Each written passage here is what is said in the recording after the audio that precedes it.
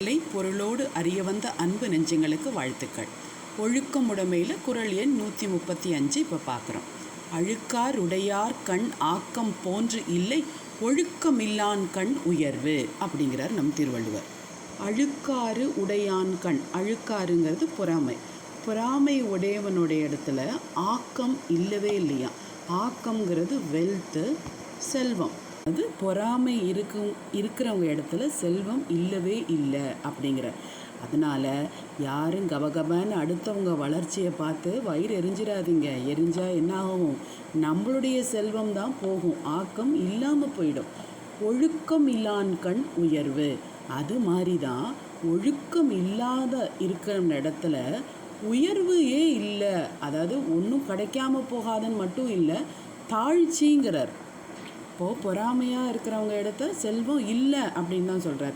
இங்கே என்ன சொல்கிறார்? ஒழுக்கம் இல்லைன்னா உயர்வே இல்லை, நீ முன்னேறவே முடியாது, கீழே லெவல்லே கீழே தான் போகணும் அப்படிங்கிறார்.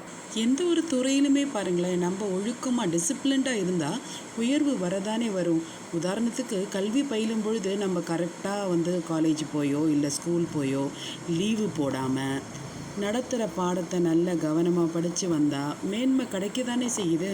ஒரு உதாரணத்துக்கு டாக்ஸி டிரைவர்ஸ் எடுத்துக்கோங்களேன். அந்த டாக்ஸி டிரைவருக்குரிய ஒரு ஒழுக்கம்னு எதை சொல்கிறோம்? காரை நல்லா நீட்டாக மெயின்டைன் பண்ணுறது, வர்ற பேசஞ்சருக்கு கரெக்டாக கைட் பண்ணி அவங்கள கம்ஃபர்டபுளாக வச்சுக்கிறது, லக்கேஜ் ஹேண்டில் பண்ணுற மாதிரி பாயிண்ட் டு பாயிண்ட் இந்த கடாசிட்டு போகிறேன் அப்படின்ட்டு இல்லாமல் பொறுமையாக கூட்டிகிட்டு போகிறது. இது மாதிரி அந்த துறைக்குரிய ஒழுக்கத்தை கடைப்பிடிச்சோம்னா கண்டிப்பாக உயர்வு தானேங்க. இல்லைன்னா என்ன ஆகும்? நம்மளுக்கு யாரும் ஆள் வரமாட்டாங்க, எந்த சவாரியும் கிடைக்காம நாம் இன்னும் தாழ்ந்து தானே போவோம். இது மாதிரி தான் எல்லா துறைக்கும் அறிவுறுத்துகிறார் நம் திருவள்ளுவர். குறள் எண் 136. ஒழுக்கத்தின் ஒல்கார் உறவோர் இழுக்கத்தின் ஏதும் படும்பாந்து அப்படிங்கிறார். ஒழுக்கத்தின் ஒல்கார் உறவோர், அதாவது ஒழுக்கத்தை கடைப்பிடிக்கிறவங்க உறவோர். உறவுன்னா நம்ம நெஞ்சுரம். அவ்வளோ மன வலிமை உடையவங்களால தான் அந்த ஒழுக்கத்தை அப்படியே கடைப்பிடிக்க முடியும். இழுக்கத்தின் ஏதம் படும்பாக்கறிந்து, அவங்க எதனால் அப்படி மன உறுதியோடு இருக்காங்கன்னா, இழுக்கத்தின் வழி நல்ல தீய ஒழுக்கத்தின் பக்கம் போயிட்டோம்னா அது படும் பாடு, அதை அறிஞ்சவங்க அவங்க. அதனால தான் அவங்க நெஞ்சு உரம் கொண்டு ஒழுக்கத்திலே நிற்கிறாங்க அப்படிங்கிறார். அதாவது ஒழுக்கத்திலே நம்ம தொடர்ந்து நிற்கிறோங்கிறது கொஞ்சம் மன வலிமை அவசியம் வேணும். எப்படினாலும் நம்ம டிஸ்ட்ராக்ட் ஆகி அப்படியே கொஞ்சம் தளர்ந்து சோதனைகள் வழிக்கு நம்ம போயிடக்கூடாது. நல்ல ஒரு சீட்டில் நம்ம வேலை பார்த்துட்ருப்போம். யாராவது என்ன செய்வாங்க?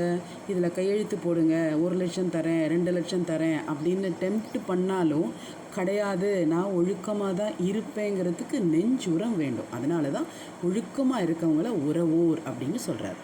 அப்படி உரமாக நெஞ்சுரமாக தென்மையாக இருக்கிறதுக்கு என்ன வழின்னா, இழுக்கத்தில் போனால் நமக்கு ரொம்ப படும்பாடு ஆகிடுங்கிறத அவங்க புரிஞ்சுக்கணும் அப்படிங்கிறதையும் சொல்கிறார்.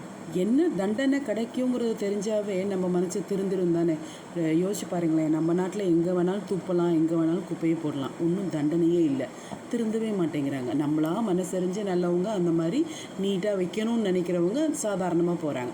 ஆனால் மேலை நாடுகளில் பாருங்கள், ஏதாவது ஒன்று நீங்கள் அழுக்கு பண்ணிங்களா இமீடியட் ஃபைனு. அவன் நாயை கூட்டிகிட்டு போனாலும் கையில் ஒரு பிளாஸ்டிக் கவரோடே போவான், அது பூ போகக்கூடாதுன்னு. ஏன்? ஒரு தண்டனைக்கு பயந்து தான்.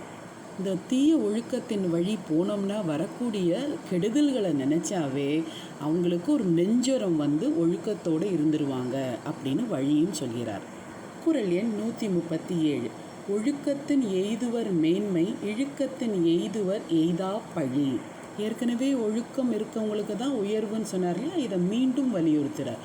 ஒழுக்கத்தை நம்ம கடைபிடிச்சு போனோம்னா கண்டிப்பாக மேன்மை கிடைக்கும், நமக்கு ஒரு இம்ப்ரூவ்மெண்ட் கிடைக்கும். இழுக்கத்தின் அந்த ஆப்போசிட்டாக நம்ம போனோம்னா எய்துவர் எய்தா பழி, அவங்களுக்கு வேண்டாத பழி பாவம் சேருமா. உதாரணத்துக்கு ஒரு ஆஃபீஸில் யாரோ ஒருத்தங்க ஒரு நாள் ஒரு சின்ன விஷயத்தை திருடிட்டாங்கன்னு வச்சுக்கோங்க. சும்மா பேப்பர் பேனாவே திருடி வீட்டுக்கு எடுத்துகிட்டு போகிறாங்க, ரெகுலராக போயிட்டே இருந்தாங்கன்னா அவங்க வெறும் பேப்பர், அன்யூஸ்டு பேப்பர் தான் எடுத்துகிட்டு போயிருந்திருப்பாங்க. ஆனால் அந்த ஆஃபீஸில் ஏதாவது ஒரு பேப்பர் காணோம்னாவோ, பேனா காணோம்னாவோ, எந்த ஸ்டேஷ்னரி காணோம்னாவோ இந்த ஆளை தான் சந்தேகப்படுவாங்க. இந்த மாதிரி தேவையில்லாத பழி பாவமும் சேரும். ஒழுக்கத்திலிருந்து மாறி நின்னோம்னா நமக்கு உயர்வும் இல்லாமல் போகுது, தாழ்ச்சி ஆகுது. அது இல்லாமல் இன்னும் அடிஷ்னலாக என்ன கிடைக்குங்கிறாரு, பழி கிடைக்குங்கிறார். நல்ல பேர் சம்பாதிக்கிறதே கஷ்டமாக இருக்குது, இதில் இன்னும் வேண்டாத பழி பாவங்களும் வந்ததுன்னா மனசு என்னத்துக்கு ஆகுது? அதனால் நாம் ஒழுக்கத்தை, அந்தந்த துறையின் ஒழுக்கத்தை, டிசிப்ளினை அவசியம் கடைபிடிப்போமாக. அடுத்த 3 குறள்களை அடுத்த பதிவில் காணலாம். நன்றி. வாழ்க தமிழ், வளர்க வையகம்.